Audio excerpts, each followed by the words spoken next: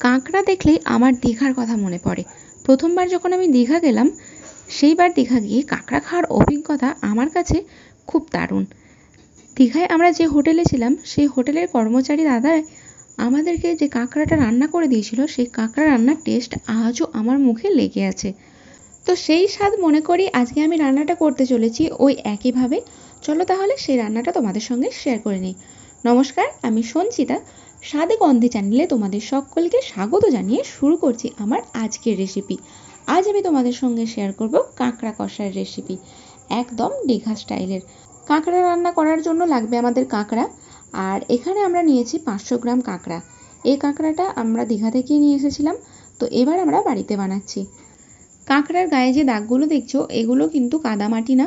কাঁকড়া আগেই ভালোভাবে পরিষ্কার করে ধুয়ে বেছে নিয়েছি, তবে কাঁকড়া তো জলে কাদায় থাকে, সে কারণে কাঁকড়ার গায়ে যে দাগটা ধরে ওই দাগটাই ছিল। কাঁকড়া কষানোর জন্য একটু বেশি মশলার প্রয়োজন পড়ে, তাই এখানে যা কিছু দেখছো সব কিছুই বেশি বেশি নেওয়া হয়েছে। তবে একটা রান্নার জন্য কিন্তু এতটা মশলা নয়। এই একই মশলা দিয়ে আরও অনেক কিছু রান্না করা হবে। পাশেই তোমরা দেখতে পাচ্ছ চিংড়ি মাছ নামানো আছে।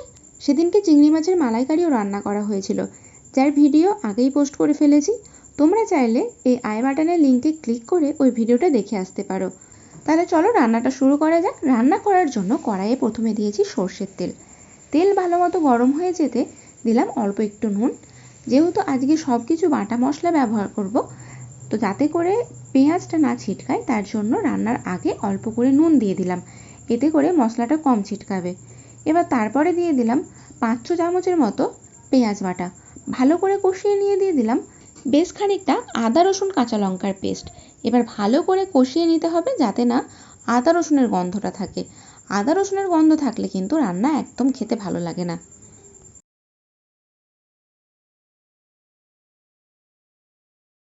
মশলা খুব ভালো মতো কষানো হয়ে গেছে।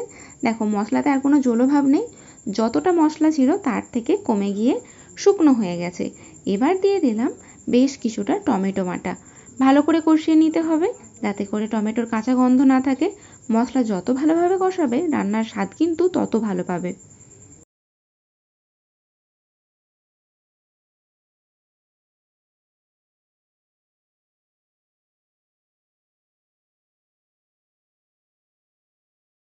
মশলা খুব ভালো মতো কষে গেছে।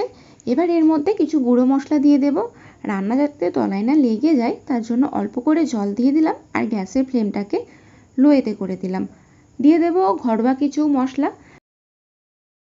ঘরোয়া মশলা বলতে রেগুলার বেসিসে আমরা ঘরে রান্না করার জন্য যে সমস্ত মশলা ব্যবহার করে থাকি সেই সমস্ত মশলা।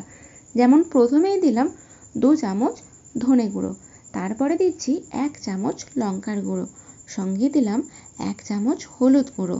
এবার সব কিছুকে ভালোভাবে কষিয়ে নিতে হবে।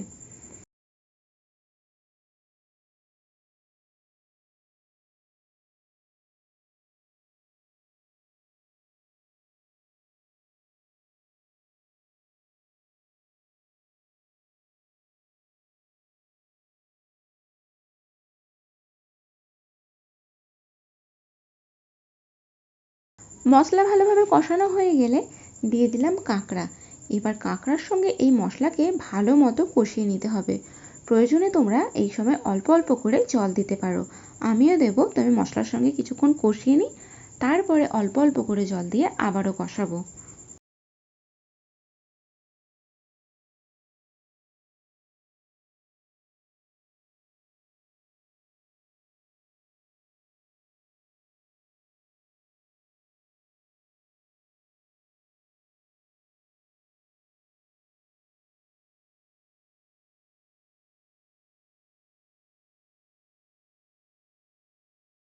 কষানোর এই সময় দিয়ে দিচ্ছি স্বাদ অনুযায়ী নুন।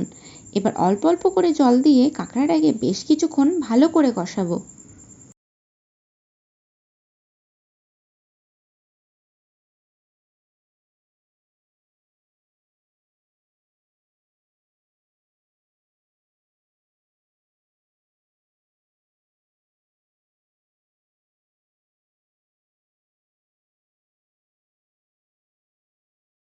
রান্নাটা আমরা একটু ঝাল ঝাল খেতে পছন্দ করি, তাই এখানে গোলমরিচের ঝাল ব্যবহার করছি।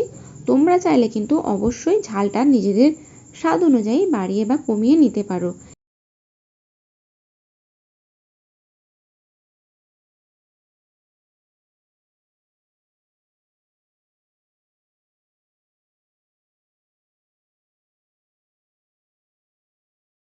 মিনিট 5 রান্নাটাকে বেশ ভালো মতো কষিয়ে নিয়েছি। এবার পরিমাণ মতো জল দিয়ে রান্নাটাকে ফুটতে দেব। এই কাঁকড়াগুলো যেমন বড় বড় হয় তেমন সুস্বাদু খেতে হয়, আর তেমনই শক্ত হয় এদের দাঁড়া। যদি এই কাঁকড়া বাড়িতে পরিষ্কার করে থাকো, শক্ত কোনো কিছু দিয়ে দাঁড়ার মাঝখানগুলো অল্প করে ভেঙে দিও। এতে করে রান্নাতে যে সমস্ত মশলা ব্যবহার করা হয়েছে তার স্বাদ কাঁকড়ার দাঁড়ার মধ্যে ঢুকবে।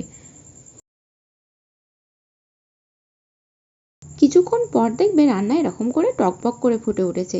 তখন দিয়ে দেবে কিছু কাঁচা লঙ্কা চেরা। আগেই বলেছি রান্নাটা আমরা ঝাল খাবো, তোমরা চাইলে কিন্তু নিজেদের স্বাদ বুঝে ঝালটা কম বেশি করে নিতে পারো।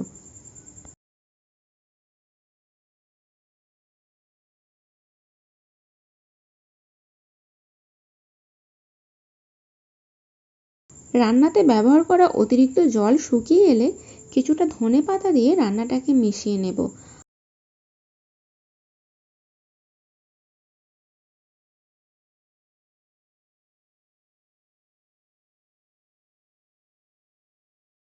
এবারেই আসছে রান্নার মধ্যে সেই মেন অধ্যায়।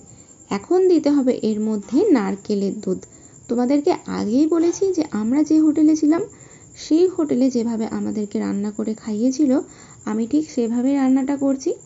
ওখানে যে রান্নাটা করেছিল সেই রান্নার ভিডিও আগে আমার চ্যানেলে দেওয়া আছে, আমি এখানে আই লিঙ্কে দিয়ে দিলাম, তোমরা দেখে নিতে পারো। সেখানে দাদা কিন্তু নারকেলের দুধ ব্যবহার করেছিল, যার ফলে কাঁকড়া রান্নার স্বাদ দ্বিগুণ হয়ে গিয়েছিল।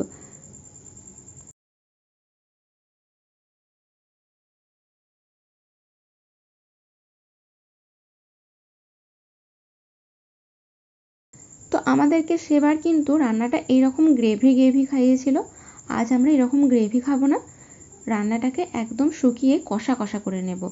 এই পর্যায়ে দিয়ে দিলাম বেশ কিছুটা গরম মশলা আর দেব ঘি।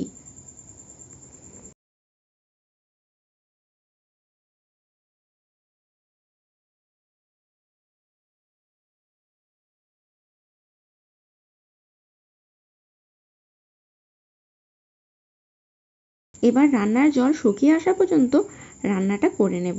তাই গ্যাসের ফ্লেমটাকে হাই করে দিলাম, এতে সময় কম লাগবে আর রান্নাটা তাড়াতাড়ি হয়েও যাবে।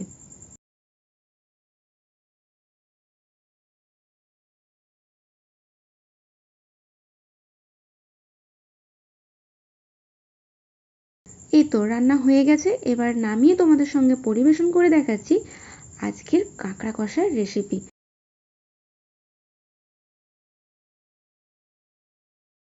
এই তো পরিবেশন করে দিয়েছি কাঁকড়া কষা।